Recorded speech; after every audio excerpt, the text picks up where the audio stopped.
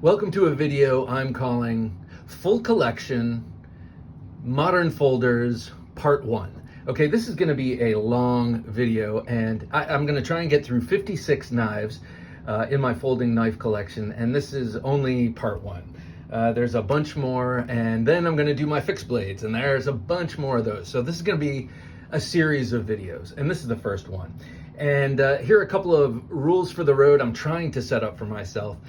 With every knife, there is a story, and I'm going to try to avoid telling you that story because it will take forever. But I might drop here and there a little factoid about the knife, but other than that, I'm going to try and just go through them. And I know the way I am, I can't even do this intro short, so I'm sure this video is going to go long. Okay, let's start. This is the Lightfoot Elementum.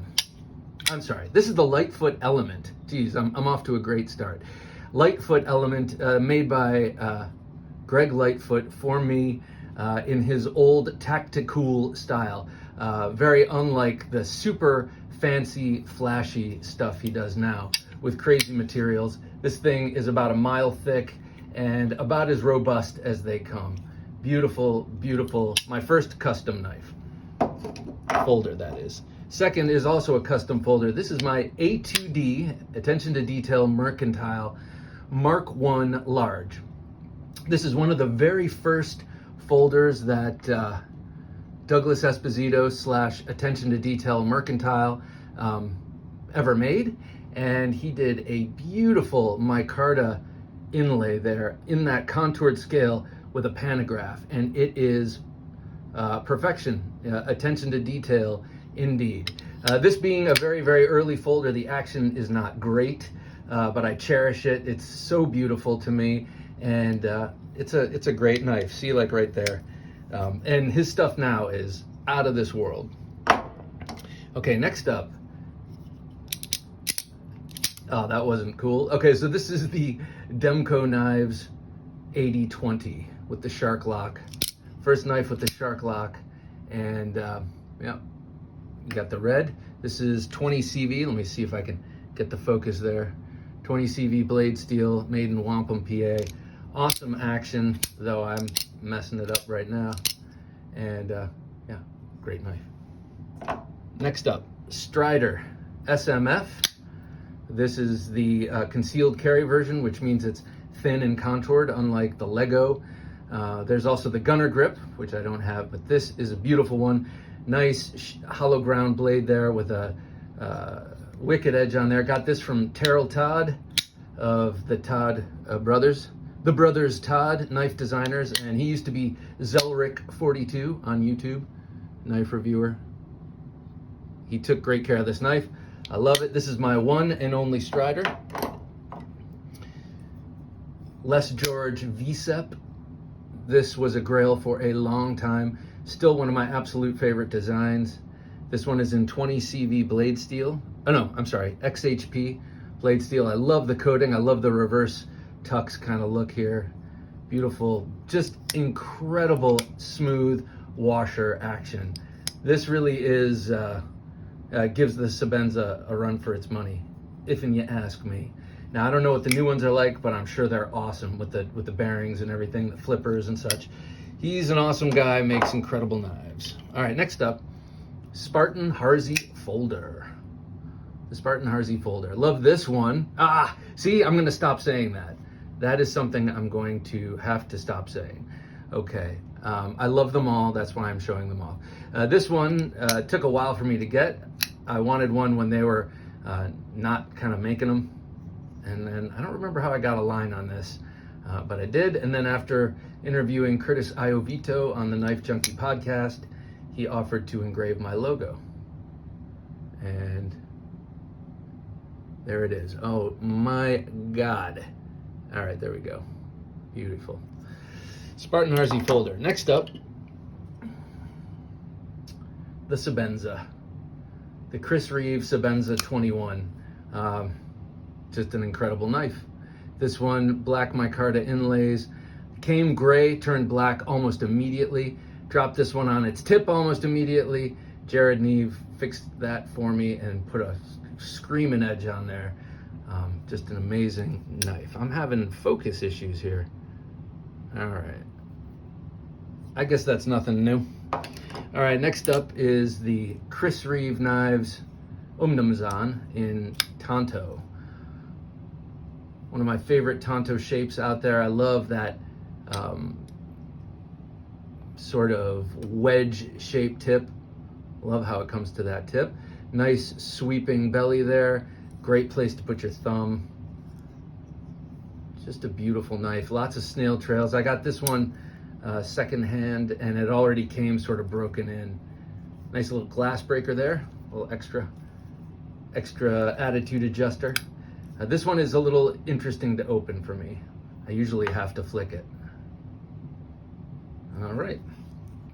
I'm gonna hold my hand here and see if I can keep the focus while I grab this. This was a DLT exclusive Hinderer XM18. That's the Wharncliffe no choil. Also broke the tip on this one. Also had it fixed by, no, actually I did not break the tip. I had it sharpened by Jared Neve, but yeah, he ran into some difficulty with the placement of that stud and then coming to the very end, but he did a beautiful job. This is a, man, I love this knife. All right, made in Shreve, Ohio. All right, next up, this one is a little bit more worth talking about because this one is the Sponto grind. I had it reground. Oh, look at that. It's so thin. It comes down to such a thin edge. By Razor Edge Knives, I'm sorry, Josh over at Razor Edge Knives did a beautiful job. Nice swedge on there. I got this nice maroon micarta handle scale, and last summer cutting ribs, the pork fat sort of went all the way up, and now some of it's receding, but it really colored this knife beautifully. That pork fat. Never underestimate the ability of pork fat to color micarta. All right. At least that's what my grandfather used to say. Here's the XM24, a bigger knife, obviously. And there it is with that gorgeous Wharncliffe blade. Full choil. This actually is the rare blade shape that I like the choil with better. That is the Hinderer Wharncliffe XM. I do like it with the with the finger choil. But look at how beautiful that blade is. Give a Hinderer knife, a Hinderer blade 4 inches to truly express itself, and I think it's the best looking of the bunch. In other words, I like the 24 Wharncliffe better than the 18 Wharncliffe. I like the 24 Bowie better than the 18 Bowie. It just has a little bit more room to express those lines. This one was way hard to find. I got this long before they did their somewhat recent run. This, I think, is a second generation. I believe they're on the third generation of the 24s, I think. Anyway, it does not have a great detent. It's on washers, but it's still just an amazing knife. Got this secondary aftermarket handle scale, keep it special. All right, 56 knives, Bob, 56 knives. This one is from Nick Rogers, Niche Designs. This was a prototype for the Egress. Beautiful EDC knife with a super high grind, beautiful. Made by this prototype was. And there it is. This was the third out of 4 prototypes he did, I believe. Okay, next up is the Demko Knives 80-20.5 in the ugly shark's foot blade. I mean, I think it's ugly, but I still like it, and it works great. It's a great blade shape, great knife, but I just think that's kind of an ugly blade shape a little bit. But anyway, there it is. Carried that around a lot when I first got it. This is the Peter Carey designed, what is this? The Turbo by Monterey Bay Knives. Let's see, there's Peter Carey's logo in there, Monterey Bay Knives logo in there. But this one was done by Lindy Lou and Richie B over there at Knife Modders. They took this very plain Jane knife, and I asked for this high voltage green. I wanted it to look like the Statue of Liberty or something like that, kind of patinaed copper, and I think it looks beautiful. And then acid stone wash the blade, and then I asked them to do whatever they want with the backspacer and clip. I want to have this clip made to look like the blade now. I want to keep the backspacer this cool anodizing pattern that they do, but it's a little too flashy for me outside the pants pocket, and I find myself not carrying this as much as I'd like to. So I want to knock this down a little bit, maybe make it look like that. Okay, next up, American Blade Works Model 1 version 5. This is totally dialed in. I think he could have stopped at 5 or 4. I had a bunch of the prototypes here, or a couple of the prototypes here to check out, but he kept striving for perfection. I have checked out plenty of the number 6s. I'm going to be getting one soon with the Wharncliffe blade, and they are perfect. He meaning Michael Martin of American Blade Works is a one-man band, single-man shop, and he has been dialing in his various models through many different iterations to get the best knife. This thing is awesome. I love it, but not as much as I love his Model 2. And I just got this from him at Blade Show, and he gave it to me. His wife and him said, take one. After I did an interview with him, take one and see how you like it. And then and I wasn't presuming they were telling me to. And I said, okay, I'll send you an email to remind you that I have this, because I know how Blade Show can get. I did. They're like, cool, thank you. And then later, I sent him an email about a week later saying I want it so badly. It's such an awesome knife. What do I owe you? 64 Magna Cut. He said nothing, keep it, and I immediately ordered a number 1 from him, because that's quite a nice gift. So this is my one and only Magna Cut blade, and he hardens it to 63 to 64, and my God, this thing is an amazing cutter. It is a really, really sharp, incredible cutter. I have not really done much with it enough to really get how great Magna Cut is, but I'm sure over time that will be apparent. Here is the Three Rivers Manufacturing Atom. This one replaced the one I had originally with the Stonewash blade that I bought off the secondary market. This one, Marianne from TRM sent me this with a different handle scale, which is also awesome, and gave it to me for a song. And so I've kept this one because it makes me think of her, and she's an awesome person, and they're a great company. That is the one reason that this was a factory second. That little issue with the coating right there. You see those 2 dots next to the USA? That means it's a second, a factory second, not perfect. And if this is the only thing that makes this knife not perfect, by the way, this thing is awesome. This is a scale set that I really like. I just switched it out from the green G Carta.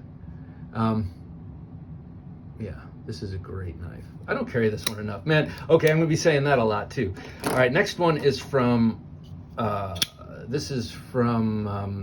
Ivan Braganitz, and I got this from Levan of the Knife Nuts podcast and from Russia with Levan. He was importing a lot of knives from Russia before the war, and so I think that has slowed down for him, unfortunately.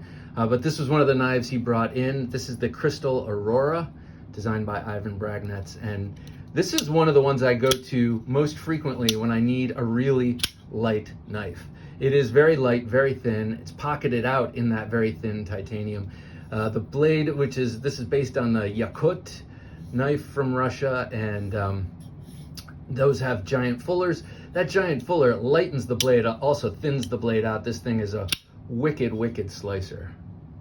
Very light. I love this knife. Okay, sorry, I love them all. All right, next up, the Vero Engineering Synapse. That's the 3 1/4 inch blade. They've got the XL with the nearly 4-inch blade. That is a dream. And then the smaller one than this. This is a great knife. Everything about this knife I like, except for this is the ramp redo. Now, when you look at this, the front part of the ramp folds down a little bit, so it doesn't present itself as a hot spot on the back of the hand. Sorry for this nasty wound here. You should have seen this last week. I got bitten by some sort of exotic bug. Thought I was gonna die. So this is canvas micarta, incredible action. This is a Best Tech build. That's who he has OEM these. Love the low profile flipper. Next up, the bear. No, this isn't the bear. This is the rock wall from Tactile Knives. Look at that. Ah, love this little thing. This was designed to fit inside an old school Wrigley's 5-stick gum pack, and it is a perfect little EDC. And by little, I don't really mean little. That's actually a 3¼ inch blade, so it's got some size to it, but it still presents as a gentlemanly, sleek, thin, small knife. This is made in Texas, 100% made in the United States. I think they might get the stop pin from somewhere else, but anyway, everything else is made in-house. And as you know, Tactile Knives came out of Tactile Turn, the pen company, known for its exquisite milling in titanium and aluminum. Titanium liner lock, again, like the Turbo and like the American Blade Works. I love the titanium liner locks. Now, speaking of low profile flipper tab, there's your low profile flipper tab. This is the Pinkerton Knives, Dirk Pinkerton's Inversion. And this is a prototype for one that he's going to have released under his own shingle. The very first inversions I'm going to show you in a second were made by Kaiser, or I should say Kaiser picked up the design, and now that it's discontinued, he's picking it back up, and he just released a pre-order with the one with the ring, which is awesome. You can see a review of that on this channel. It's an inversion where you can undo it, disassemble it, and then put a titanium ring in there, and it's sweet. Anyway, this is, I'm not sure who the OEM was for this. Like I said, it's a prototype. You got that wave opener there, and the more gradual, sharp and pointy hawkbill blade. And you say more gradual as compared to what? Well, as compared to the Kaiser inversion. This is the production Kaiser inversion, and it's in titanium with that beautifully terraced handle. Feels great in hand. Looks weird, right? I'm totally used to it, but you look at it, it looks weird. It looks like the spine of the blade should be here, the edge should be here, but it's all inverted. Get it? Inversion. And then, so why is that? It's a Pikal style knife. It's meant for self-defense and fighting. Primarily, you got the tip, you carry it with the tip down, you wield it with the tip down and the edge in, and it really takes advantage of your gross motor skills, the gross motor skills that are left when you're having an adrenaline dump and you're defending your life. So that's what that's all about. Beautiful titanium and S35 VN.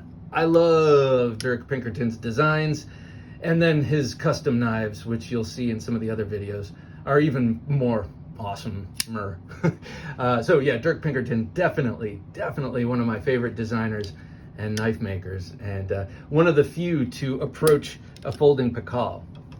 But here he is, Dirk Pinkerton again with his modern take on the Navaja, and this is a Terramundi release from Beyond EDC. Terramundi is their top tier production. Oh no, this is not a Terramundi. This is their mid-level, which is, damn it, I can't remember what it's called. It's Beyond EDC, the mid-level, and then Terramundi. The mid-level is asymmetrical. This is the asymmetrical Night Horse, a knife that is only available at Smoky Mountain Blade Works, Smoky Mountain Knife Works, but it is Dirk Pinkerton's take on the Navaja, and it is just an absolutely beautiful modern take on that Spanish folder that was carried and used by many when the carry of swords was outlawed. And you may have seen these giant folding knives, these beautiful ratchet pivot folding knives that they would fight with and defend their honor with. And I'm sure they did other stuff, but just a beautiful take on that traditional knife. By the way, I like these lines here. They're evocative of the growth lines or whatever striations in a bull's horn. And oftentimes these used bull's horn for the handles. All right, next up, the Antimatter from Arcane Designs. And actually, Something Obscene Company helped in the design of this. And I could not wait to get my hands on it. One of the very few double-edged folding daggers out there, and a really, in my opinion, beautiful design.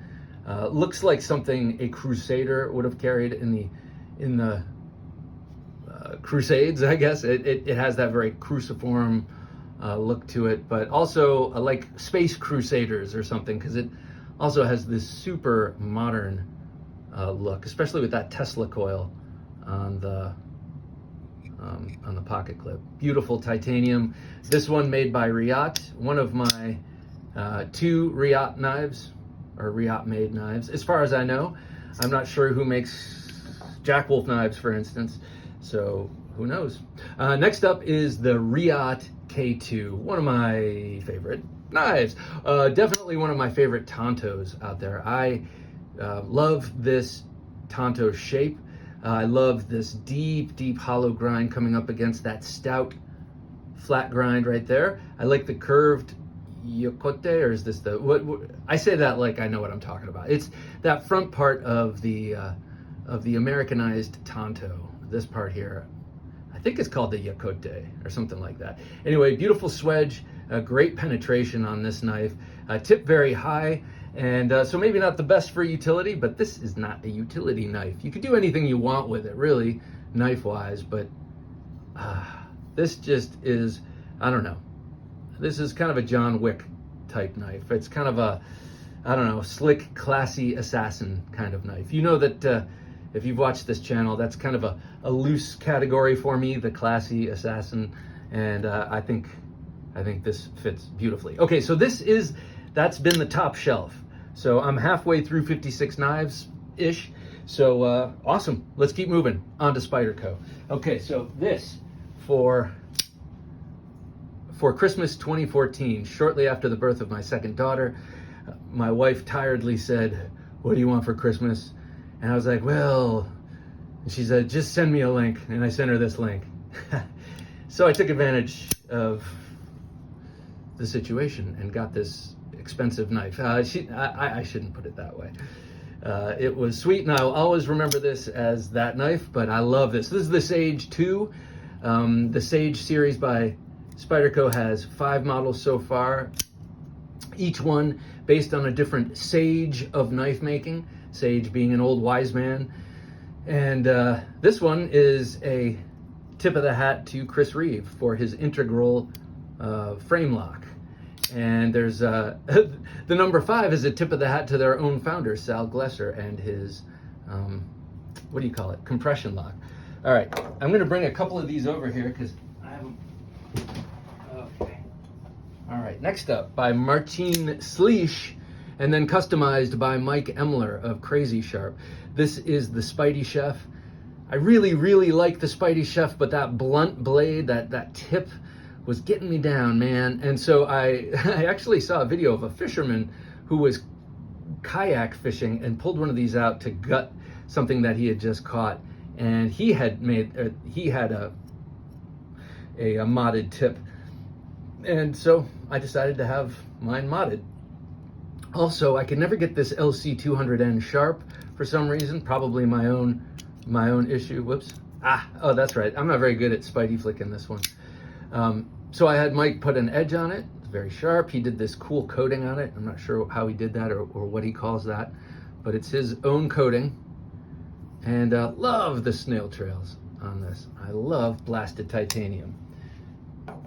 Okay, next up, Yojimbo 2. This was a DLT exclusive back in the, I don't know, 5, 6, 7, 8, 5 years ago. CPM20CV, and all the way through carbon fiber. Not the stuff that they put on top. When I was talking about the compression lock, if you're new to this hobby, this is a compression lock. Really cool, designed by Sal Glesser, you know, founder of Spyderco. Look at how beautiful this Michael Janich designed Warncliffe is. Just bred for self-defense, but my God, is that not a beautiful utility design as well? I got this 5x5 Combat Solutions aftermarket wave on there, wave feature, so it just rips right out of the pants and boom, it's ready to go. By the way, I love the way that feels for the thumb.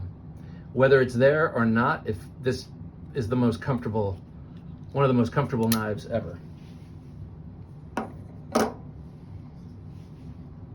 Yojimbo. I love the Yojimbo, the big version of the Yojimbo. A couple of things here I wouldn't mind doing the little choil mod there, but you have to be very careful because of the stop pin and everything. You can go too far on this one. Beautiful hollow grind again. This is S30V. I ground away that partition. There's a mid palm partition here that sticks up, and I just don't like those. I don't like having to put my fingers on either side of that. I like it when it's between the forefinger and the swear word finger, but not right there. Anyway, so really great grip. This is a pretty effective knife for self-defense, I would imagine, and I have that aftermarket clip on there. Okay, next up, the Patada, a part of their ethnic series.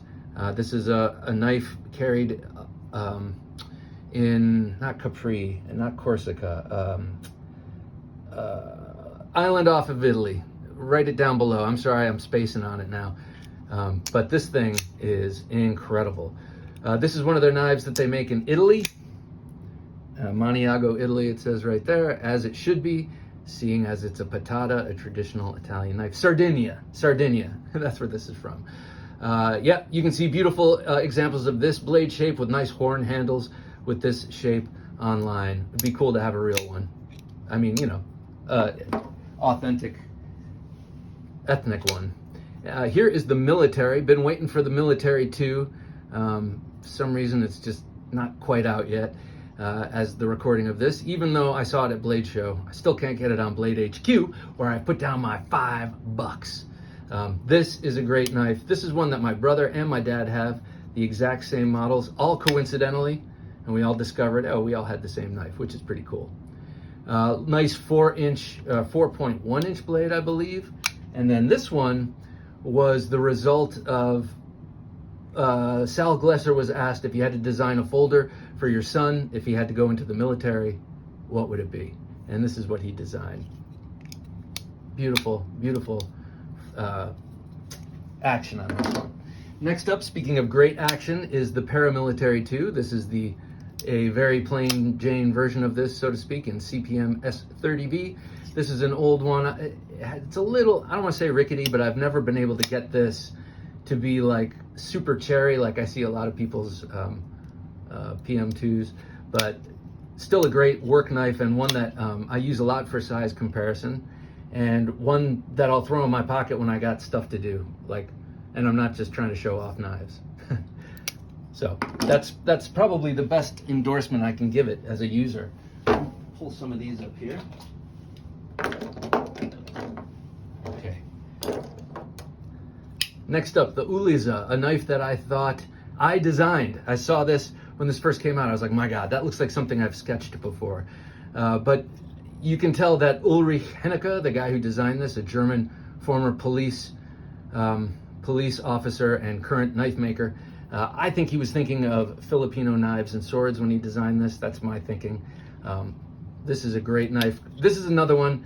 The action, I could just never, there was something a little lemony about the action in this, but when it's locked up, it's awesome.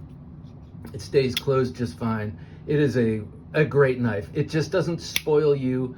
This particular specimen doesn't spoil you in its luxurious action. Great knife, lock back. Japan, right? Is this Japan? Yeah, Seki City. They all have a sort of vibe to them. Just like this next one, which is the Persian. Another one of their ethnic series. This one designed by Ed Schemp, designer of weird ass knives, but very good and effective knives. I mean, his designs are just weird and sort of awkward. I mean, this is an awkward version of a Persian knife. Yes, it swoops up and everything, but you get it in the hand and oh my God, it feels great. And you start using it and it works great. So not everything's about looks, you shallow SOB. That's me talking to myself, not you. But if you fall into the same shallow category as I, take it from me. This is an excellent knife. Just because it looks kind of, doesn't mean it doesn't work amazingly. And it does. I love these domed pivots. This was a gift from my brother, an amazing dude. Next up, another one I throw in my pocket when I actually have stuff to do around the house. This is the VG10 version of the Endura in the classic blue. They have a bunch of colors. I love the colors of the FRN. These FRN handles are great. They don't even feel cheap, and I think that's because of the steel liners, but these feel so solid, so nice, and yet they're light and extremely capable. That's a 3.75 inch blade, I believe. Nice blade size, great knife. Next up, this is Sleepy Bear, named so by the young girl who gave it to me, my daughter. She wanted to buy me a purple knife. My wife said, honey, show me a purple knife. I showed her this. And then it came and my daughter named it Sleepy Bear. So forevermore, this will be Sleepy Bear. A great EDC is the Delica, Spyderco Delica. This one has spent a lot of time in my back left pocket, next to my bandana. Love this thing. And I will always cherish the knives that are given to me as gifts, even those knives that aren't awesome. And I have a few of those too. But I love that people thought of me and thought, Bob likes knives. Let me get him one. Speaking of which, this is a gift from a good friend of the show. And but when it came, it had a black handle. This one is just, I replaced it with the titanium scales from Smoky Mountain Knife Works. They were pretty inexpensive, relatively speaking. And look at that beautiful serrated Wharncliffe. Just a very, very effective business end. I'm not sure if he wants me to use his name, the guy who gave this to me, but he's got a company called Stone and Steel up in Vermont, and if you want to buy knives from him, check it out. All right, beautiful back pocket carry. I also put the MXG gear clip on it. All right, last Spyderco here. This is the Resilient, what the hell, I can't remember, what is this one? This is the big one. Not the Persistence, not the Tenacious, this is the, I don't remember what this is, Resilient, I think this is a Resilient. Anyway, I took a grinder to it and wanted to wave it, and then I cut a little bit too much off. I wanted it to be this sort of double peaked Bowie, but I wanted this to come up higher and closer. Anyway, overdid it. It's still a great knife. I don't use it ever. I just sort of keep it around.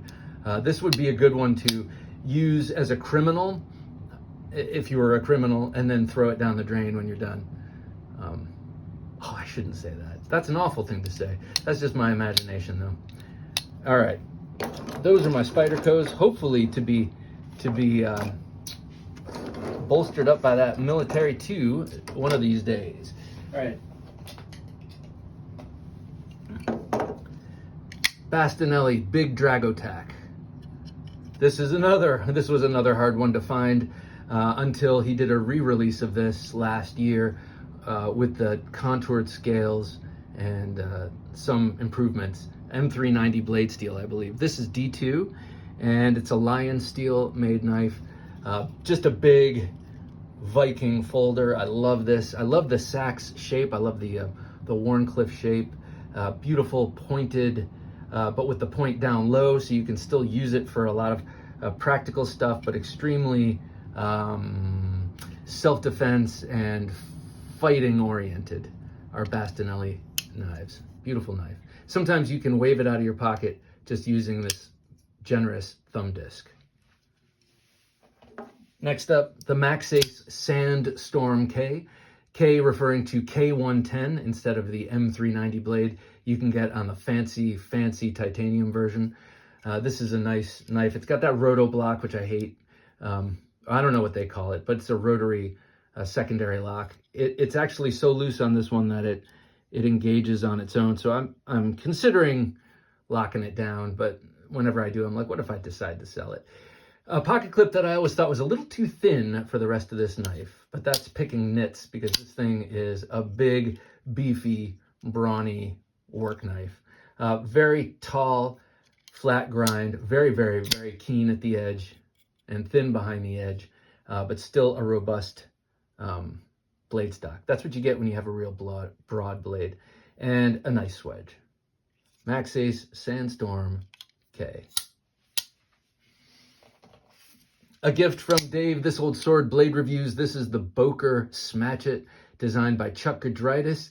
His take on the World War II fighting short sword / big knife implement thing. He did such a beautiful job designing this for the pocket. I love that fuller and that dagger, that spear point blade with the bayonet grind and the thumb disc. This thing is just gorgeous. Has this Art Deco look to it, especially in that sculpted pocket clip and these milled fullers. Beautiful. This one came in micarta and wood, and I know Dave got both, and he sent me this wood, and I'm very grateful. Thank you, man. Love this thing. All right. Let's see. Next up, into my Bokers. I got a few Bokers here. This one is the F3, designed by Vox. This is a Vox design.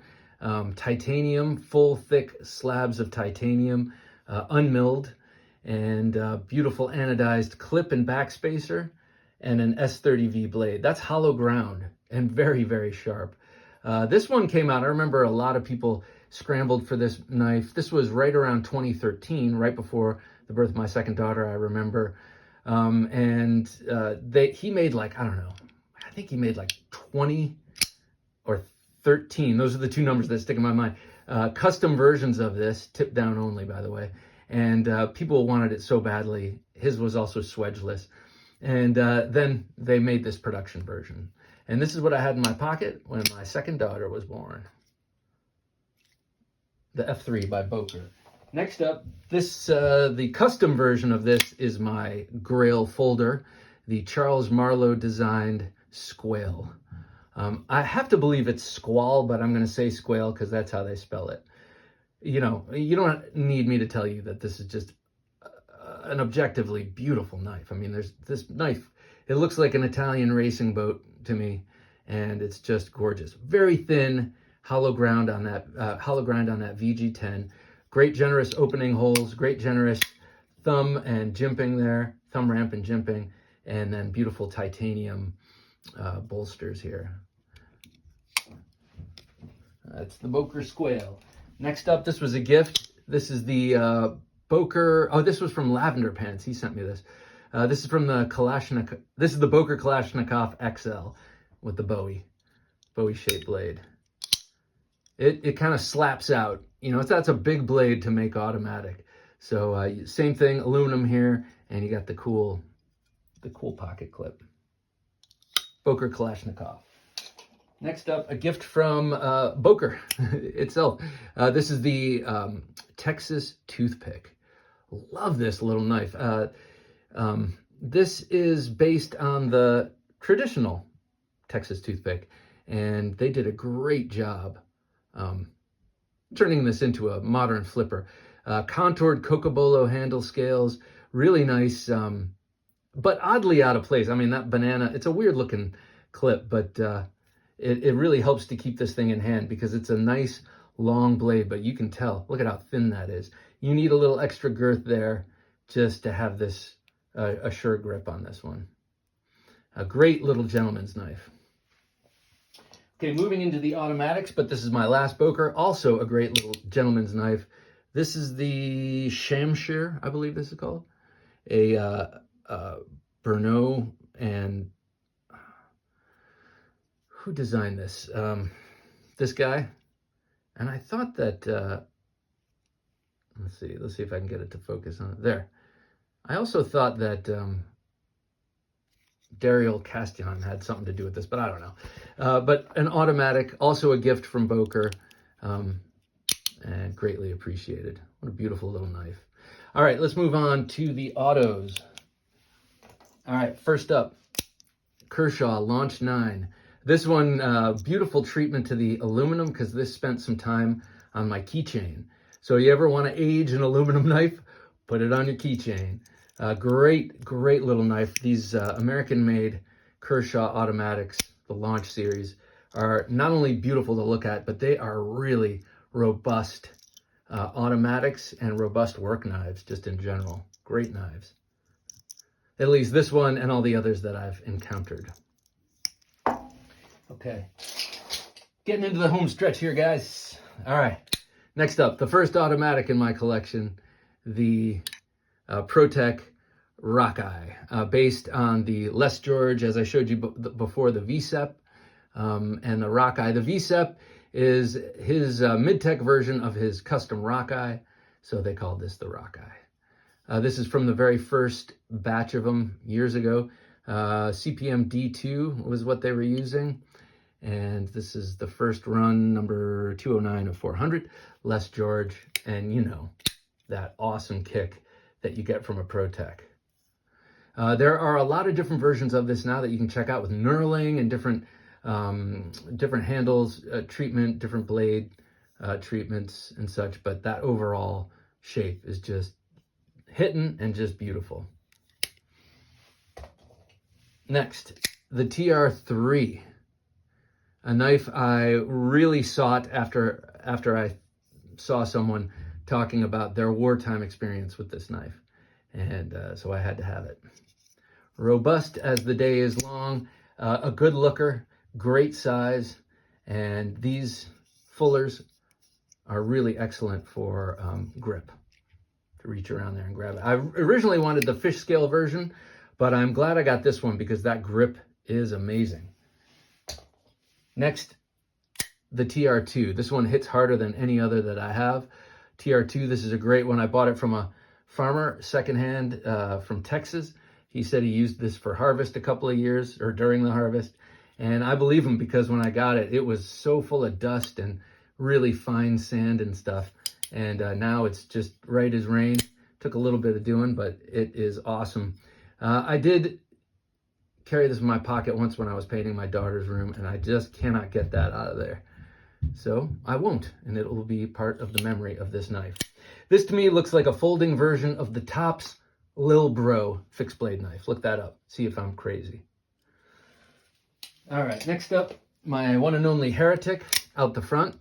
This is the Manticore X, I think it is. The large one. What is this? Manticore X, yeah. Serial number 2943. I love the jimping on the back of the blade. I love the beautiful sinuous look of the blade. What I don't love is this one has a lot of rattle. And it just seems excessive to me. But it's stout and it's sturdy.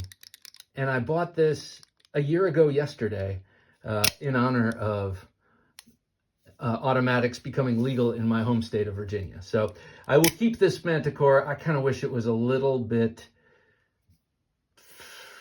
less rattly. Next up, Microtech Troodon. Gorgeous little 3-inch. Gorgeous little 3-inch. It's got some stiff action. Both this and the next one, an Ultratech do. I bought this thinking I was buying the big 4-inch combat Troodon, thinking I was getting an amazing price for that, but I didn't. I was disappointed when I saw how small this was, but it's become one of my favorites. I love this. Glass breaker. Next up, Ultratech. Double-edged, serrated on top. I love that combination. I love that bronzing anno. This is a 2017 model. This one has some pretty stiff action too. Definitely like pulling it back in is a little more difficult. But what a cool knife. What a great knife to have in the collection. And, you know, way to represent Microtech. Speaking of which, I got 2 more knives and then we're done for this one. This, you've seen this so many times. This is my official road trip knife, the 2013 Microtech Socom Elite with the carbon fiber inlays and that green anodizing. One of the only 2 knives in this collection that is tip down only, this in the military. And then look at that blade. Just another exquisite tanto, different and beautiful glass breaker. This was a first for me for a couple of reasons. First knife with a glass breaker, first knife with S35VN, this was back in the day, and first one with bearings. And I didn't know that it was bearings when I got this. Bearings weren't a thing of conversation much when I got this. And I was like, God, how did they get this so damn smooth? How is this so smooth? And then bearings became a popular thing. And I was like, oh, I get it. Just an awesome knife. I'd love to have another one of these, a more contemporary one, just to have it. Speaking of a more contemporary one, the last knife of this video is the Microtech Socom Bravo, the production version, OEM'd by Reich in China, of the Socom Bravo, the sort of special edition that they used to do out of their North Carolina factory, or wherever they're manufacturing them now. That's the Reich knife logo. Beautiful fuller that doesn't work very well for opening. I mean, you can kind of do it. That's the beautiful clip point blade. Really, I love that bolster and the forward and backward jimping. Love this knife. Okay, that's enough. Thanks for watching.